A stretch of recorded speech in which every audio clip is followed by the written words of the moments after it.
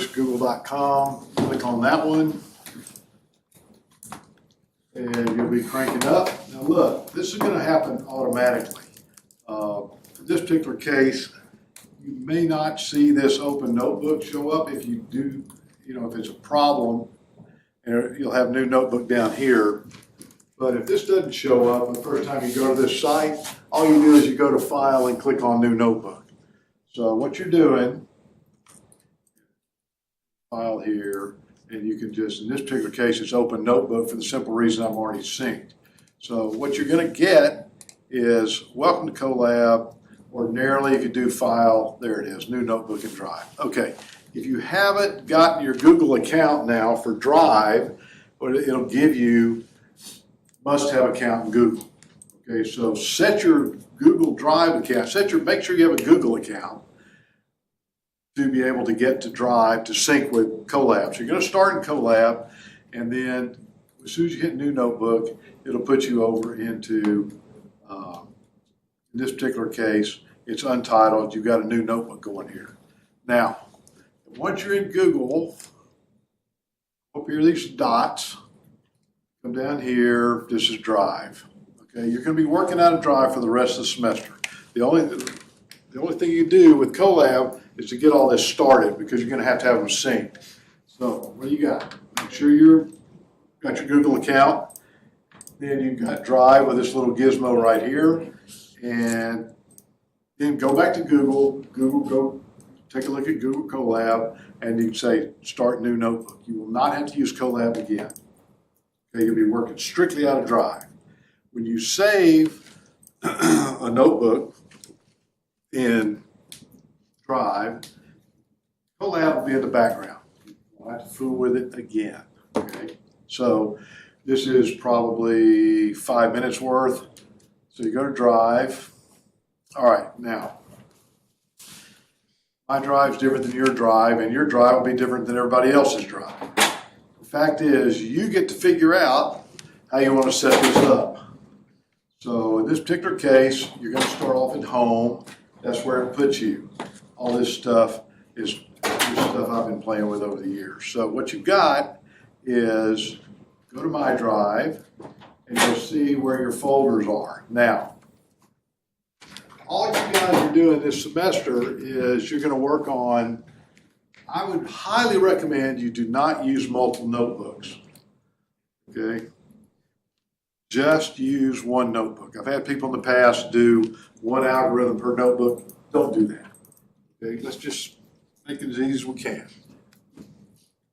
Or as simple as we can. It's not easy. All right. So what you've got is, if you go to Home, that's fine. All it's going to do is show you, here are your folders coming across this way. All right. And then these are just all files that you've been playing with lately. All right, so you're going to have just use one notebook, and the notebook will be in, like I said, in Drive. So you'll have one notebook, right, and you'll have one data set. All right, to start with. We're going to come back to this. What you're going to do is, the very first thing that you'll be thinking about is input your data set. Now, the way this particular drive, the way my drive is set up is, the folders here, I've got a student folder when you turn your stuff into me. Then I've got my drive. These are my Colab notebooks. They'll put them as Colab notebooks, but they're under Google Drive, okay? Don't mess with Colab again once you get this set up. I've got a data folder. You do not need this. Okay, I've got it because I've got so many data sets. All right, data preparation, I set that up deliberately because 80% of every machine learning project is data cleaning. I can't overemphasize that to you strongly enough. One of the reasons I'm getting you guys, I had over half of you turn your data sets in for me to check. The rest of you, let's go. So you get going there. The reason is all the real hair pulling begins with data cleaning. And when I mean 80%, I'm talking about 80%. Okay. Some of you have some really interesting data sets that I've seen so far. It's going to take cleaning. But look, once you've input your data set, then you're going to be cleaning it. And then what you've got is you will have, make sure that you keep your original data set, keep this on your computer. You can keep it in Google Drive, that's fine. But once you clean it, relabel it. Not that data set, you keep your original, and then make sure you have a clean data set. Everybody got that? Because you don't want to be, trust me, I made all these mistakes, okay? So I'm telling you, I used to have dark hair. Here's the deal. Once that data set's clean, you don't go back there. Every algorithm you run and the neural network use the same clean data set. Okay, so you'll have your original data set, and then you'll have your clean data set. All right, make sure, and it doesn't matter, your original data set may be XYZ, and your clean data set is XYZ clean. Whatever, just make sure you guys have those, because you're going to be running this through your algorithms. Okay? All right, now, once you get here, I'd recommend having a beer. Go to the Sky Bar or something, because man, the rest of it, you pick the algorithms. Right now, some of you may decide that we got regression, we got logistic regression, decision trees, random forests, support vector machines, k-nearest neighbors, k-means clustering, and neural networks. Okay, so what we'll do, we'll pick 3 or 4 algorithms and the neural network, and then you can start comparing. But what that means is, in the same notebook, you've got all these cell blocks here while you're cleaning. Okay, so you'll be going through the whole process of cleaning, which we'll go through. Once you end up with this, your next cell block is, next cell blocks are the algorithms. Okay, importing that data set. Okay, but you've already imported it. So you don't have to do anything else. You just go straight into the algorithm. Okay, what the deal is, this is what you'll be using from then on, all the way through. Okay, then you get to go through, look at the metrics, just compare them. You'll have different metrics with algorithms, and you'll have a variety of different things to look at, and then you'll decide on which algorithm is the best, why they differ, and then you'll answer your business problem. Okay, back to the business problem. Okay, so all this goes, you apply this data set to your algorithms. Then you'll go through the evaluation process. Okay, we're going to go through all this, by the way, but this is how the whole thing is going to be set up. This is where you want to get to, preferably before Thanksgiving. Okay, it'd be great if y'all managed to clean your data sets mid-October or something like that. Then you'll go through this, then you'll tell me a story. Now, the deal is that one of the keys that you got to do is we're going to have to work on how you set up your drive to input your data set. And this is input your original data set, come up with your clean one, and go through the algorithms. Now, don't set your drive up like this one. What you've got is, you do not need, all you need is Colab notebooks, which you will have. Okay? Don't use data, and don't use preparation or intro to artificial intelligence machine learning. These are extras for me.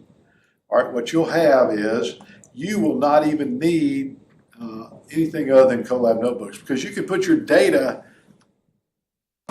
right in here. Actually, you could have your data in the home. okay, your home phone. But I'd go to my drive, in this particular case, and switch here. And so you can do whatever you need to do, but all you need in this is your data and your notebook. Okay, that way it'll simplify things for you. When you end up with, when you're looking at all this, when you get started, you've come off a new notebook when you went to CoLab. So here's the thing. This is how you get started. CoLab, you hit new notebook. New notebook has to be in Google Drive, which it is. This is great. Do not worry about release notes. Okay, so here's what you got. This right here is a notebook. You'll notice untitled. All right, now, what's IPYNB? When you send me your notebooks, let me back up just a little bit. If you get into difficulty, and it's no problem if you do, as I said, I'm not going to walk you through it, through the trivialities, but if you can tell me I did A, I did B, I did C, I did D, hung up, then we'll work through it. You'll send me the notebook. It has to be an IPYNB. All right, Internet Python Notebook, IPYNB. Okay, that's what your suffix is going to be. Anything you want to title is fine. This is a text editor right here.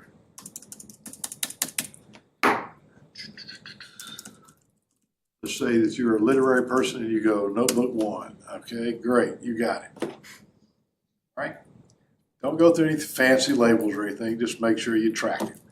Okay, so enter. That's where you are. That's your title. It'll be IPYNB, which is great. Now you've got all these things to do. All right. First thing, that's a cell block. You're going to put your Python code in these cell blocks. Python code is in the appendix of your book. It'll be on the notebooks that I show you here in class, so it'll be on all the videos. So you're not going to end up being a Python expert. Now you might wonder, am I a Python expert? Nope, I am not. Okay, as I told you, I'm self-taught. I'm not kidding. So there are Python wizards out there. I'm sure there are out in outreach land writing elegant code. I do not care whether y'all write elegant code or not. You just want to make sure it works. Okay. By the way, what's the purpose of all this? I'll tell you. In other words, you want to have a tech project at all. I got a blurb in the other day from one of our AI gurus in one of the big companies. He said, AI literacy is not enough. Why we need double literacy to be ready.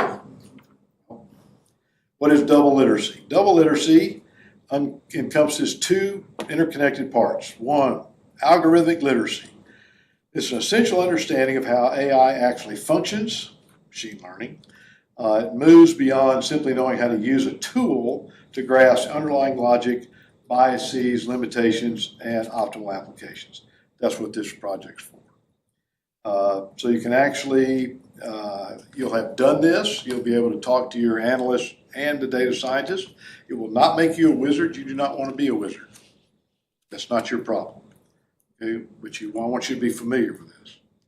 So the second, that's algorithmic literacy. This level of understanding, he says, is critical for effective interaction and responsible deployment. Okay? Second, human literacy. Commitment to continuous development and safeguarding of our human capacities. And we will talk all about what you guys bring to what we all bring to the table as business professionals. Sharpening critical thinking, fostering empathy. Why would you have to foster empathy? Because AI doesn't. Because AI does not. AI does not. It's very literal. As I told you, to get rid of environmental pollution, we turn off the electricity in the world, okay? If you're going to implement artificial intelligence and machine learning in an organization, congratulations, you are going to change people's jobs. Most of them will be changed, some of them will be gone. You can't develop empathy as a manager. You're going to have to do better than that lunatic CEO who said, I'm laying off all my people for ChatGPT. He's now rehiring. Okay, that's what empathy comes from. Change management. Anytime you guys think of change management, put an equal sign beside it, put empathy. Oh, put another equal sign, put emotional quotient. Okay, your EQ is going to be very important.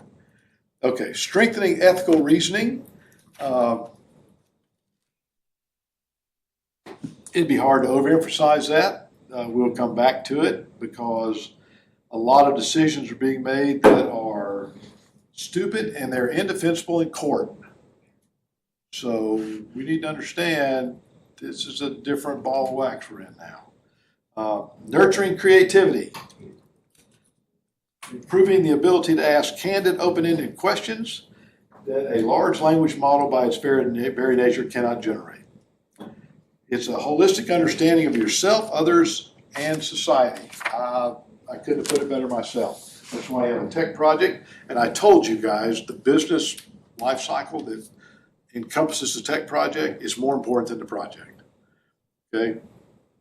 So that's where we are. So what do you do?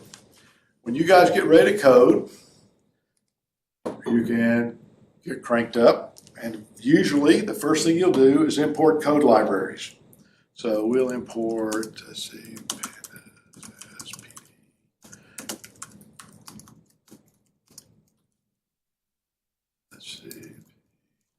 and so forth. Now, these are code libraries. Code libraries are collections of functionality so that we don't have to write more Python code than we have to.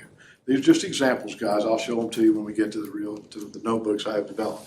But, excuse me, ordinarily, just me, I like to put code libraries imported at the first. Now, it is possible as you go through these cell blocks, by the way, this is one cell block. Is it possible to put 500 lines of Python code in one cell block? It is. I would highly recommend you don't do that. Why? If you'll keep the cell blocks very specific, it'll help you debugging tremendously. Okay, let's say I want to check this one. I want to run this cell block. All right, I go here, this little, what is that, sideways triangle, and I go, you'll notice if I leave it hovered over it, it says run cell. You can hit Control Enter, don't do that. There's no reason to make more keystrokes than you have to. And it says cell has not been executed in this session. All right, great, you already know that. So you click it, and you'll get that. All right, the very good news is a green check mark. Life is good, especially when you're running an algorithm or you're trying to clean the data. That's what you want, a series of green check marks. Now, it is possible that you do something like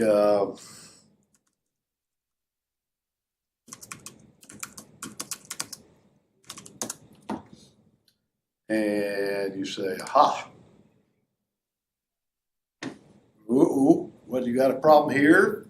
You have a little red exclamation point there, which means you have an error.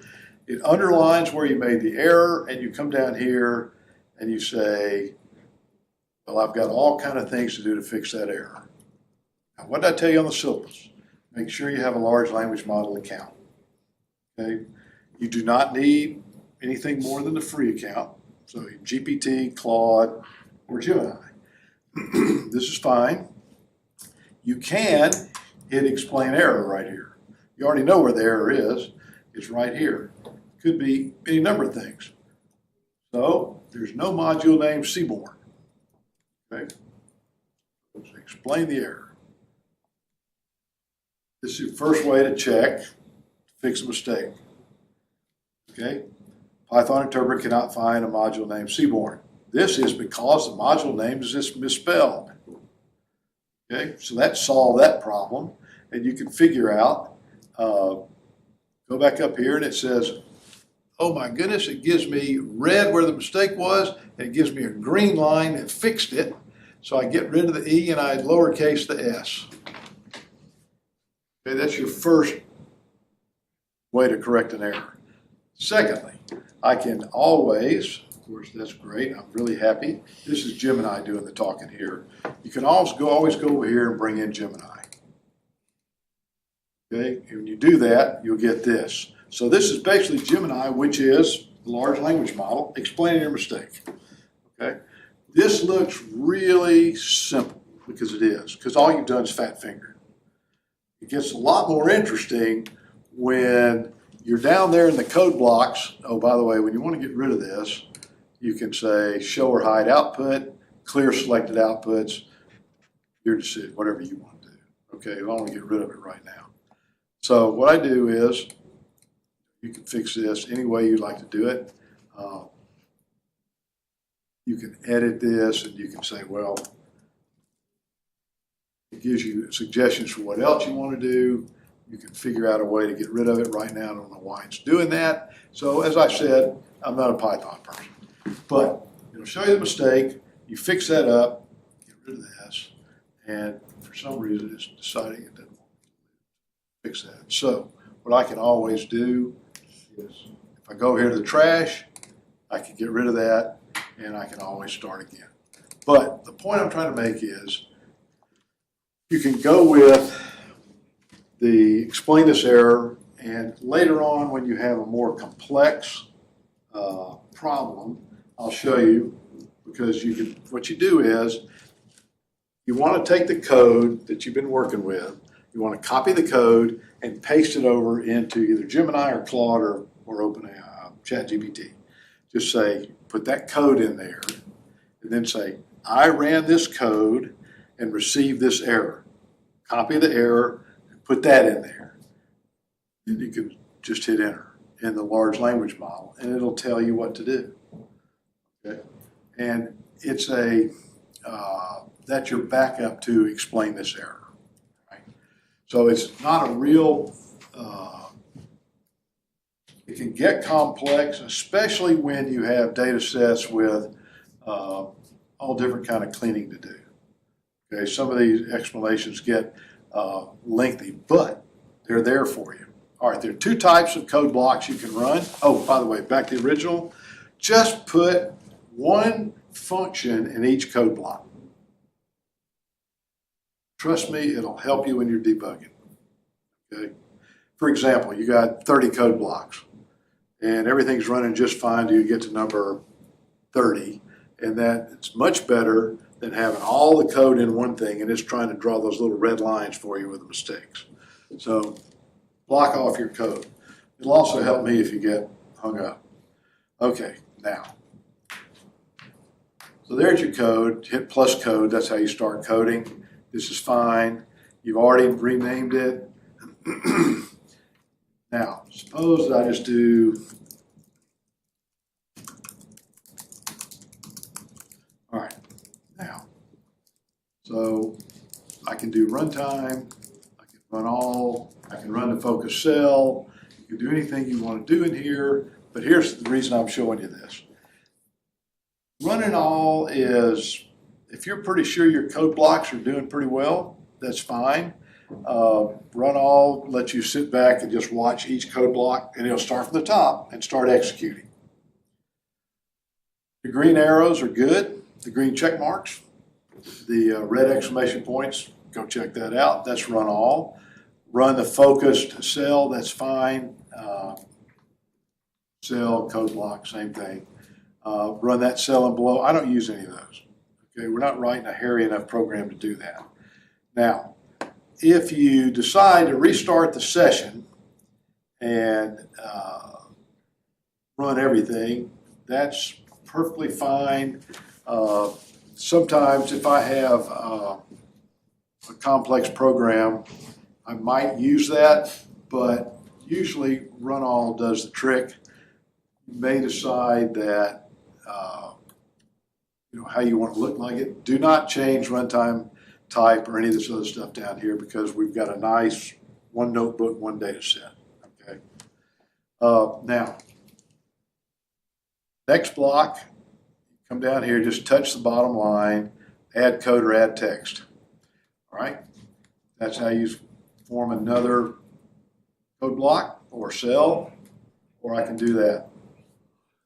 But either way you want to do it. And or, you can also use the text. Now, you have a couple things to do. One of the things that's really nice is you can self-document, which is really great. So inside a cell or inside a code block, start off with a hashtag. As soon as you do it, it'll be green. It's a non-executable statement. Okay, this just simply says, this is what I'm going to do.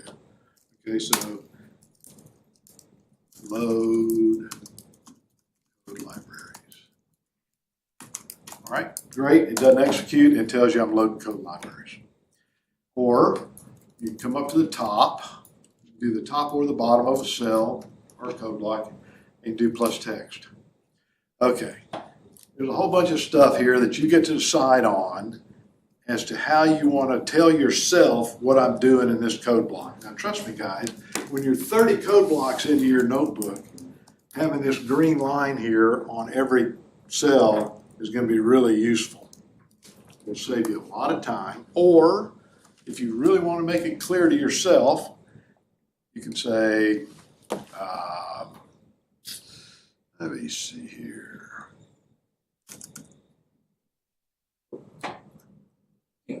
All right, so I double click it and I get all this stuff right here. More about that in a minute. So we go load code libraries. All right. TT tells you how much of a title it's going to be, how big it's going to be, bold, italics, et cetera, et cetera. I don't play around with all this stuff much. If I really want it to be large, so it stands out, that's fine. So we'll just hit this once, it gets a little bit bigger. Here's what it's going to look like. Okay, I can bold it, right, and you have that in the case. Okay, now let's suppose you're down there and you're going to run,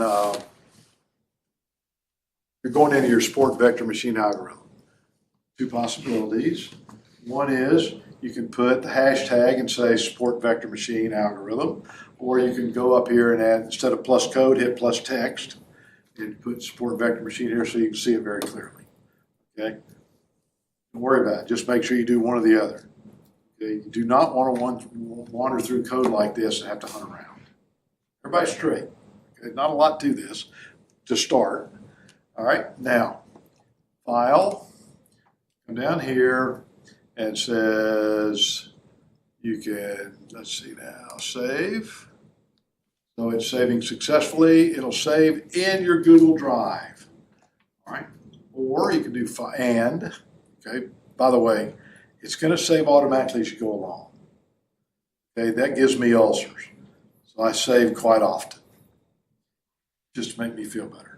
I'm old school. You youngsters are, y'all trust technology more than we oldsters.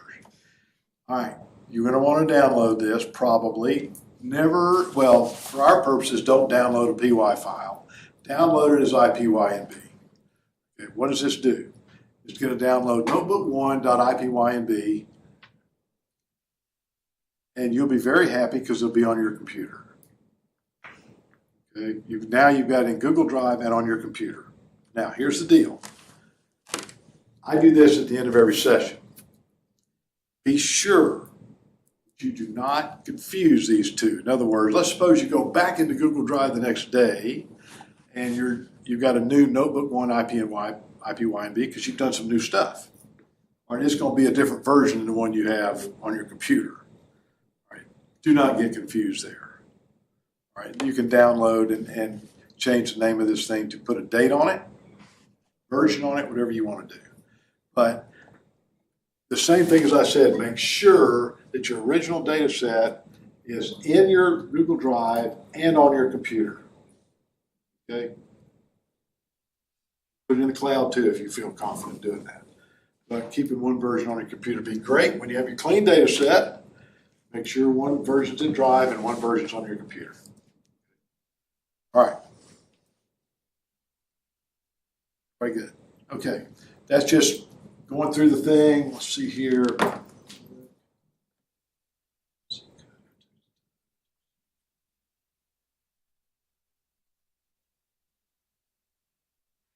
Okay. You're going to have the opportunity here to go through some of these table of contents, which we'll help you as we go along, and I can show you, what will come up here. But the idea is to just, it'll check your Google Drive, and what it'll do, it'll check your folders to make sure everything's straight. And this notebook one will be in your drive, and you should be able to come, and you'll be able to come back to it constantly. So it's just word of the wise. You'll see this as we go through this.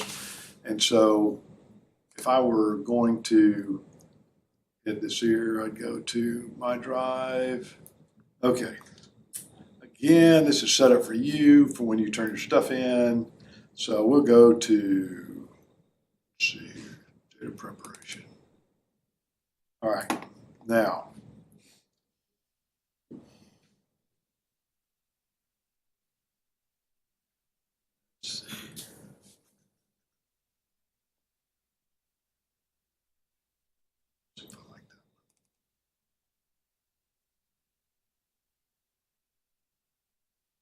all right. First thing you're going to do, you're going to look at your data on your way to cleaning it. Now, I'm not using text here. I'm using the code blocks and cells. This cell imports various code libraries. NumPy is for numbers. Pandas is organizational. Missing numbers, of course. And then we'll talk about importing the files. Look, I just have the code libraries at the top. It is possible anywhere in a code, in cells, to import a code library. Okay, let's suppose that you are way down the bottom. You've done 4 algorithms, but you've forgotten to import the code libraries for, say, the neural network. You can scroll all the way to the top, or you can enter them right there when you start your neural network. Okay, I just have it at the top. Every single time, either first, I would import the code libraries here. As soon as you do that, you're going to mount Google Drive. Okay, what does this mean? It syncs Colab and Drive. This will come up every single time. Get ready for it. This is a code to mount Google Drive. From Google Colab, import Drive that syncs with Google Drive, Drive mount /content drive. That's the code for it. Okay. Now, all this is in the appendix. It's all written out for you. So we'll run the first one. It'll grind a little bit.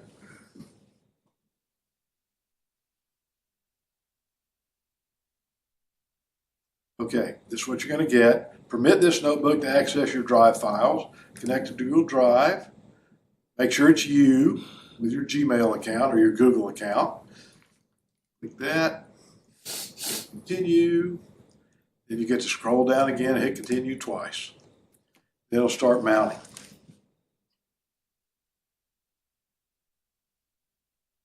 Okay, your Drive synced. Drive and Colab are synced. As I said, you're not using Colab. Now, this is how to upload your data set.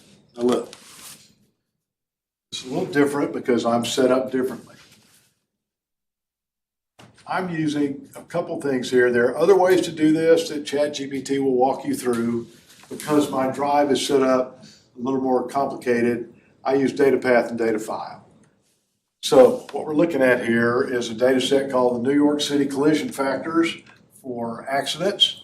The data path is coming this way. This data set is located just in my computer, machine learning data. Okay, so what do you have here? You've got 2 periods there, which puts you at the very top of the hierarchy. I'm working my way down through the folders.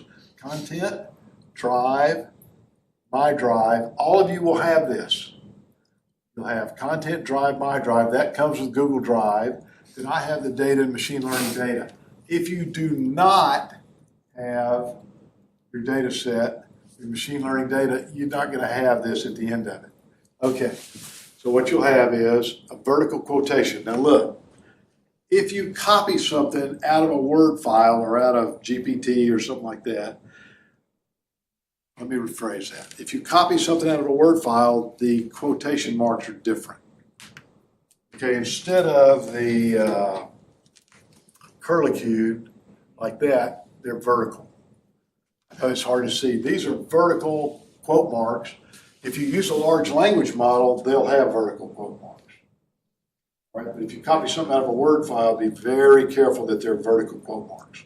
If they're double, they'll be doubly vertical. Okay? The quotation marks will be vertical, the apostrophes will be vertical. So everything you see up here, these are all vertical quotes. If you see the quotation marks, they're vertical as well, only 2 of them. Okay, so what you do is, what I've got the data path set up to data, and because I have so many data files or data sets, this is what I use to make sure that I've got them all right where I can look at them. In your case, the chances are you'll have the one notebook, which you'll be working on, and you'll have your data set so that you will not need to do this. If some of you want to play with multiple data sets, we may have some real gunners out there. Maybe one of y'all has been through some of the analytics courses. You may want to set up some sort of a data folder and put multiple data sets in it. But failing that, you will not need to do this, and you'll have the data path will just be content drive, my drive, and then the name of your data set. So then you'll have data path, data file. Now notice, DF stands for data frame. It doesn't make any difference. You can call it Fred or Sarah, okay? But DF just always is what we default to as a data frame. PD, coming out of pandas, again, you don't need to know all this, guys. You've got this, okay? It's already in this notebook and in the appendix. But all it does, it reads a CSV file. In this particular case, CSV, comma separated values. What are we looking at? You got comma separated values, which you're all familiar with, Excel, but you also have 2 kinds of Excel, old and new, XLS and XLSX. Then you've got text, okay, depending on what your data sets are. Most of you, I've seen half of them already are Excel files, a couple, 3 of them are CSVs. They're all fine, that's fine, okay? Now, in this particular case, you're reading in a CSV file, so this is your thing. There's data path plus, then your vertical, the vertical apostrophe, then the slash, vertical apostrophe, data plus data file, data path, data file, and then vertical, quote, vertical apostrophes, and then .csv. If you're pulling in other types of files, then you're going to have to change this CSV over to that type of file, and we'll cover that. Okay, now, this is inputting the data. If you have any trouble at all, just remember, your code becomes the prompt, the first part of the prompt. Okay, I entered this code, or I ran this code, put it in there, and I received this error. Large language model will run you through it. Or you click on explain this error like we did, and Gemini will explain it to you. Okay, now, you come down, in this particular case, you do not have to do this. What I'm showing you here is all the different types of files. So this particular cell lists all files of specific type in a given directory. In this particular case, I've got the directory here. I've got XLS files. That's the old Excel files. The new XLSX, and CSV, comma separated values, and text files. Okay, in this particular case, this happens to be mine, and it'll list those files for you. You don't have to do this. What I'm pointing this out for you is this is how you input the data set. Okay. Inputting a CSV file. I've commented everything else because I don't want to execute it. If you have a CSV file, in this case, don't forget, you're looking at my stuff. All right, I've got ML data, machine learning data, you probably won't. So you load this particular thing, and you end up with read CSV, data file CSV on CSV file. XLS, what am I doing? I'm reading Excel, I have to print out Excel, and then I'm using XLS. If you have a new Excel file, XLSX, okay, what do I read? I still read Excel with it spelled out, and then XLSX. If you have a text file, And you'll have this, by the way. In TXT, I'm going to read TXT and then TXT. It's just the different types of files that you guys have. This is one of the reasons I want you to go ahead and get your data set. Okay, so you can start getting familiar with it. And so I can look it over. All right. Next thing. Always a good idea. Check what your data set looks like. All right, so what do you got here? I've got the size of your data set, rows multiplied by columns, shape, rows by columns, and they put this here. You could easily say, what are rows, instances, columns, or features? Okay, so that's what you've got. Size equals data frame size, shape. All you do is just copy this code in, and then you're going to print the size, shape, rows, columns. So what did it give me? Size, a couple 100,000. These are cells. I've got 7,300 instances, 26 features. Multiply these two together, I get that. Okay, why is this important? I'm not concerned too much about instances. Some of you may have, some of you have had 3 or 4, 500,000 already out there in TV land, and you may want to reduce that. This will give you the metric. Some of you are going to have to take a hard look at your features, because some of you have small amount of features, so you can't lose any. Some of you have 200. Okay, so you'll have to take a look at those. Now, this is important. You look at the size. This is just to keep your baseline of your original data set, especially if you're going to reduce it. The next particularly, and I've got it in one cell, PF head. This means take a look at the first 5 rows of the data set. If you don't put a number in here, you get the first 5 rows. If you put 10 in there, it'll give you the first 10 rows. If you get data frame tail, it'll show you the last 5 rows. Never figure out why people want to look at the last 5, but why is this important? So you can see what's going on. So you can see what's going on. All right, so we look at this. We say we got 26 features, and we've got, there they are at the top. You'll have all this name. Now remember, this stuff is, Python is really specific. It's case specific, it's spelling significant, so just remember, be real careful when you're going to use all these. Now, I come to this, you'll notice, what do I have? Well, I've got 26 features, but if I count them up, 6, 7, 8, I've got 20 shown. All right, you see that ellipse right there? This little thing right there, that shows we've lost 6 features because it didn't fit the screen. Do not worry about that, because this just happens to be a way to look at what you're dealing with. Okay, it's nice here, where this is a borough of New York City. That's what we're concerned with. Got the zip code, latitude, and longitude of the accident, and so forth. We'll be all over this. Now, some data sets with a large number of features, not all may be shown. There's the ellipse. Now, let's figure out how to display the columns and the first few rows. This is another way to do it. Use this code. All right, to me, that's not particularly useful. Okay, but what do you have under there?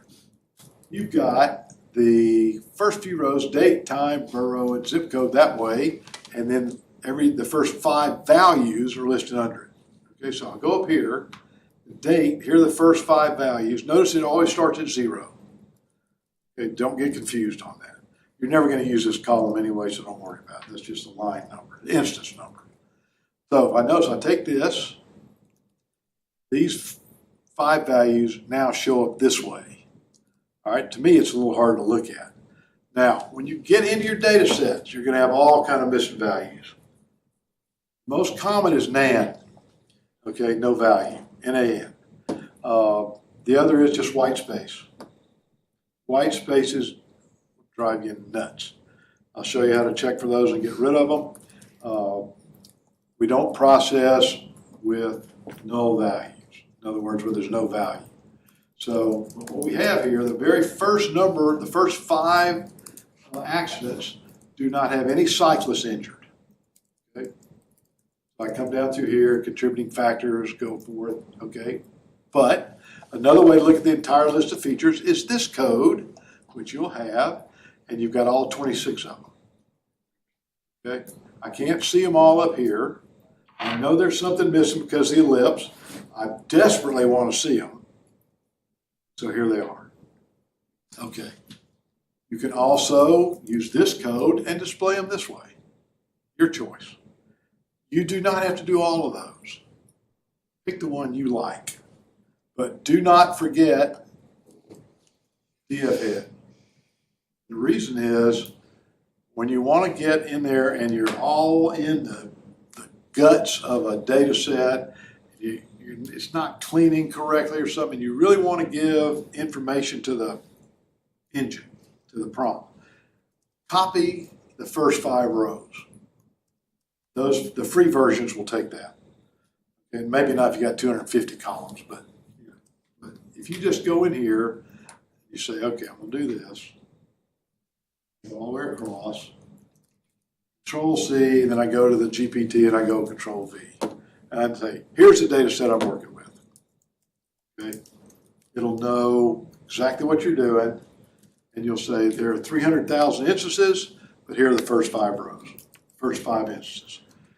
It'll be much, much better for you if you give them that, if you give it that information. Okay, Gemini, GPT, or Claude. That's before you start asking questions. Okay.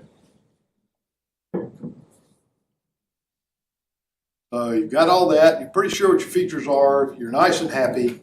And now you come down and you say, all right, now I need to look at the number of unique values in each feature. Okay.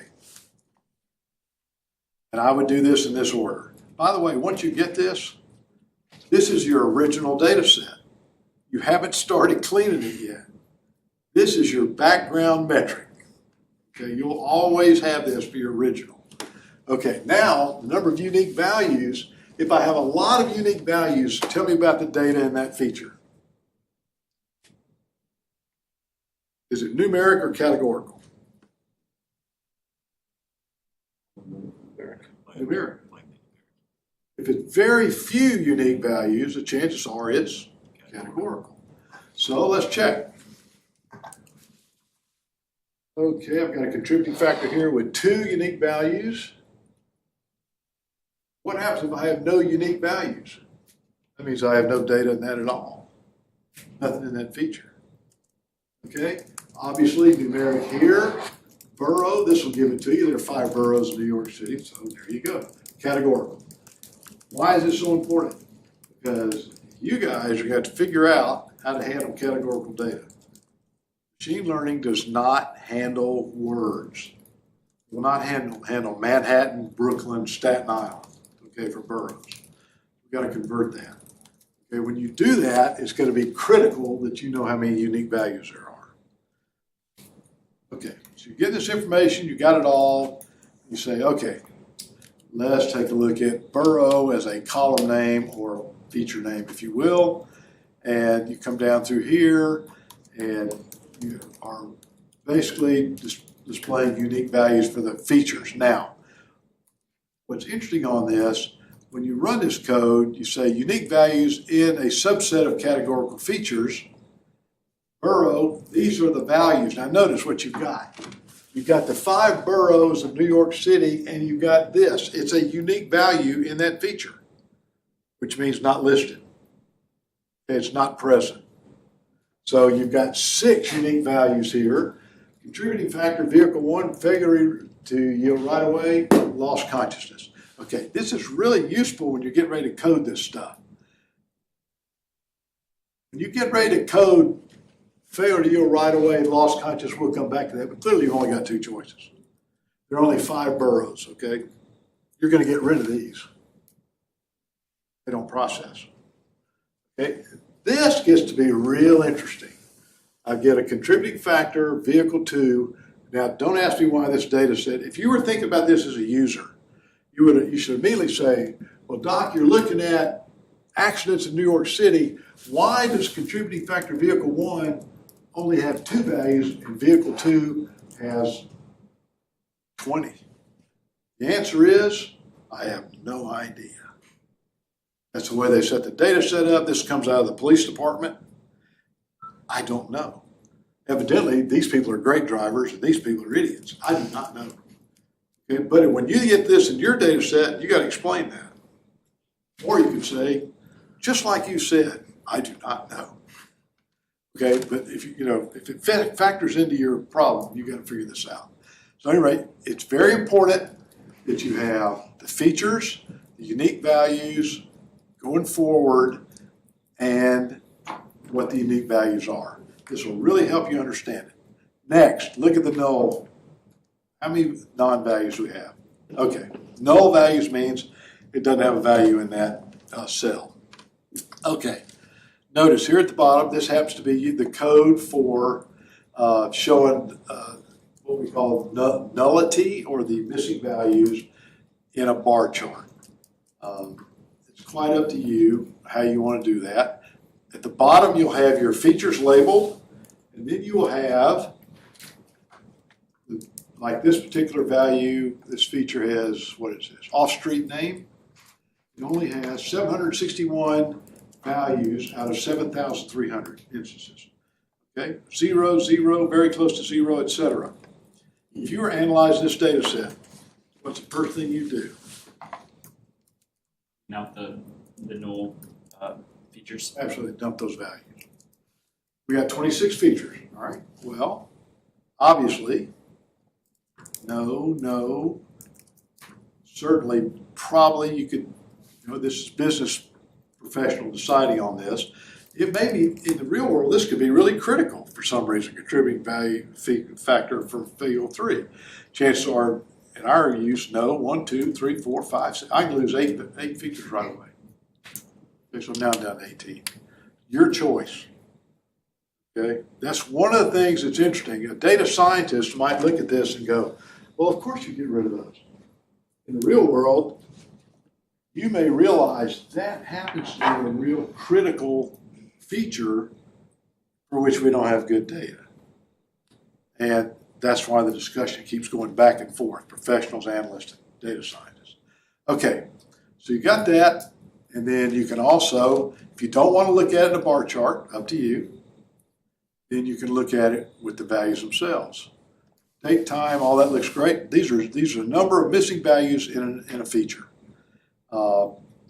There are only 7,300 instances, so anytime you see 7,000, your choice. You get rid of them. Okay, however you want to work it. This, by the way, gives you the exact same information that this does. All right, so as I come down, I also have percentages. How much, what percentage of data is missing out of that feature? Okay, now, then you can, this code, by the way, this code right here, you'll notice I'm not reading the code to you, you guys can read. What would you do in your data sets? Copy and paste this code. I don't want you writing code, that's the code, okay? I'm not running a Python class, it's hard for me to overemphasize that. Use this. This are like tools, like Legos. You're just bolting them into place, okay? Which is what you do in the real world. Okay, so I come down here. That code gives you number of missing features, number of missing values. Here the percentage, and it also tells you what type of data you're looking at, okay? Obviously, floats or numeric. Integers could be either way. Objects are probably categorical, okay? It just is a great bird's eye view of what you'll be working with. Okay, now, you've got these features, you're looking at it now. We just got through saying it looks to be 8 features you can get rid of, okay, right off the bat in this data set. So this is the code for, you get to figure this out. Okay, you can have, let's see here, high percentage of missing values. All this is explanatory. And now notice what I've got. I'm modifying my data frame. So if I get rid of features, make sure you do not stay with the original data frame name. In this case, for everything we've done up to now, our data frame has been called DF. Okay, that's our data set. When you drop features, change the name. I don't care if you use DF dropped, DF modified, DF2. You can call it Kelly if you want to. Okay? Any name you want to put on there. But make sure it's descriptive so you know what's going on. Make real sure that you've gone with modified. Notice this is if you do this first line of code, this keeps a copy of your original data frame intact. DF modified equals DF copy. Okay. Then you come down and you modify it by dropping all those columns we just talked about. Okay. Now, you're going to have to keyboard these in. Notice they're all caps. Notice they have vertical apostrophes, commas separating them, and you've just now dropped all of those after we put axis equals 1 on the end of it. If you don't, strange things happen, and you say, well, what is that? And the answer is, I don't know. Okay? I cannot tell you how many times I did this without axis equals 1 2 Decembers ago. So just take it as you see it. You've just dropped all those. Okay, now, you've also decided that latitude, longitude, and location are just a little strange. Why? Because you have the street names. So in this case, we're going to say we don't want to use latitude, longitude, and location. I dropped those two. When you print the features, you get a subset. All right, now, this is located in DF modified. Your new data set now that you're working with from now on down is modified. Instead of having 26 features, you've got, 15. All right, I've lost 8 up here and 3 right here. Okay, you see where we're going with this. Okay, now, it is possible, and I only put this down because some of you have complicated feature structures.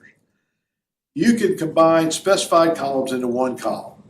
In this case, borough, zip code, and on-street name. I'm just using this as an example.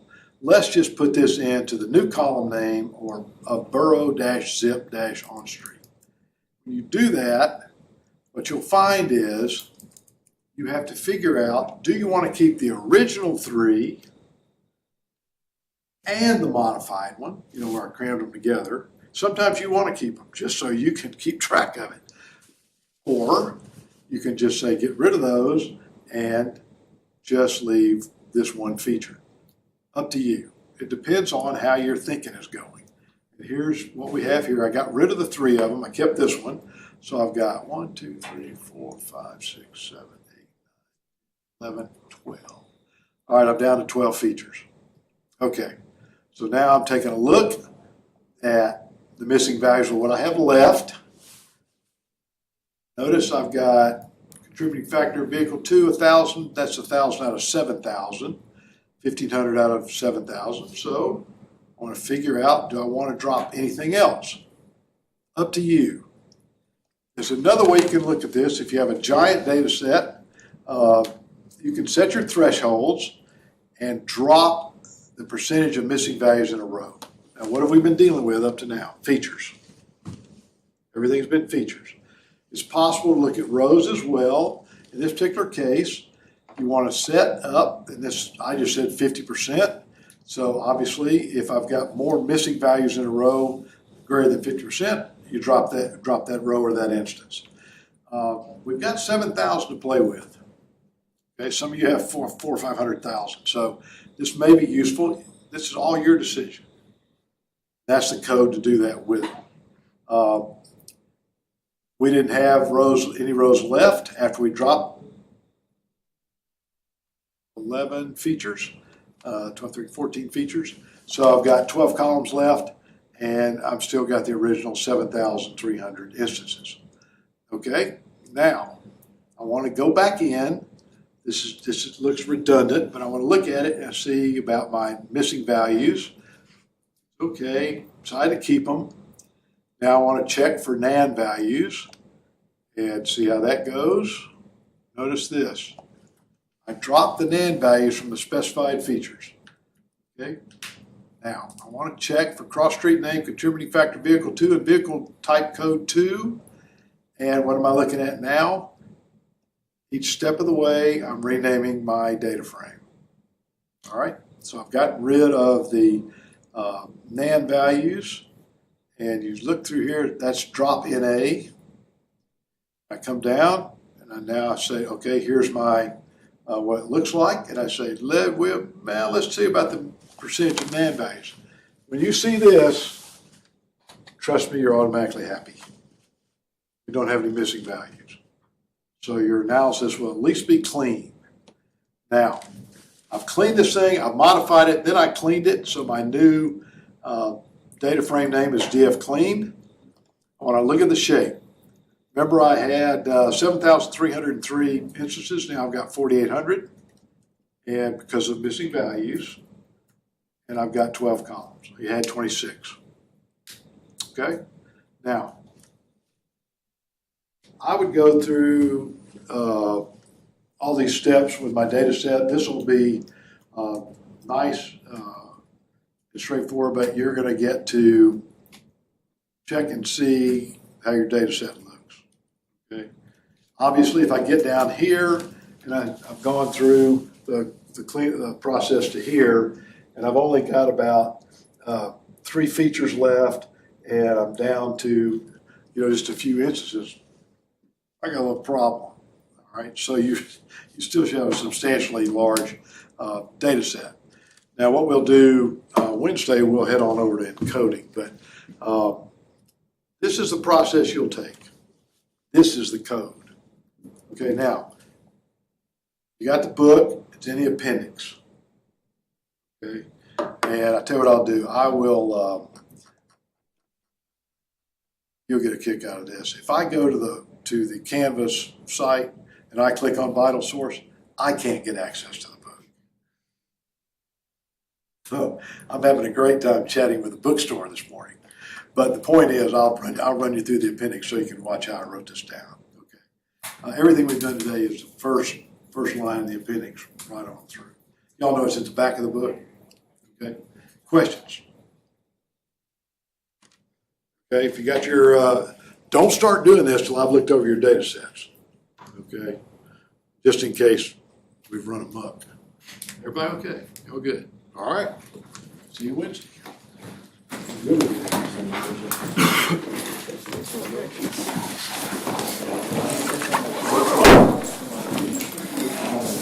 About the data set, 'cause I've gone